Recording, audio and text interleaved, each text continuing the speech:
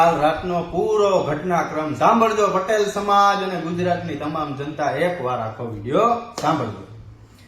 મેં અલ્પેશ ઢોલરિયાનો વિરોધ કર્યો. અલ્પેશ ઢોલરિયાએ એવું નિવેદન આપ્યું કે ગોંડલની સીટ ઉપર કોઈને લાર ટપકતી હોય તો હજી 30 વર્ષ સુધી અહીંયા નવો એમએલએ અમારો ગણેશ જાડેજા છે ને અમે એને ખંભે બેહાડીને એમએલએ બનાવવા. આ જ નિવેદન એને આપ્યું અને મેં નિવેદન આપ્યું કે ભાઈ અમે ગોંડલની અંદરથી પટેલ સમાજના યુવાનને એમએલએ બનાવશું. હવે આમાં વાતમાં મરમ શું થયો તમે મને કહો. ઈ વાતને લઈને રાતે પોલીસ વાળાની 2 ગાડીઓ મારી ઘરે આવે છે, તપાસ કરે છે, મારી ઘરના ફોટા બોટા પાડે છે અને બીજે દિવસે મેં ફોન કર્યો એટલે એને એમ કીધું કે અહીં હાજર થવાનું છે ભાઈ, તમારું કામ છે, આવું કઈ ગયા. એટલે બીજે દિવસે અમે હાજર થયા.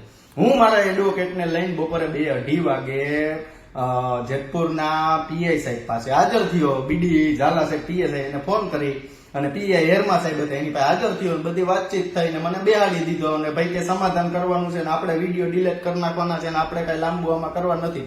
આ પ્રકારનું રાજકીય પ્રેશર આવ્યું. બરોબર. 2-2:30 વાગ્યાનો મને બેહાડ્યો તો પછી ત્યાંથી એનાથી ન પૈતો એટલે મને લઈ ગયા એલસીબી માં. એલસીબી ના પીઆઈ ઓડેદરા સાહેબે મારી પૂછપરછ કરી, બધું આખું સત્ય તે બધું જાણ્યું, પણ મારી ઉપર ગુનો દાખલ કર્યો નહીં. એક રાજકીય માણસના જામીન રાખી અને મને 7:30 વાગે મને જવા દીધો. કાલ હાજર થવાની રૂઢી.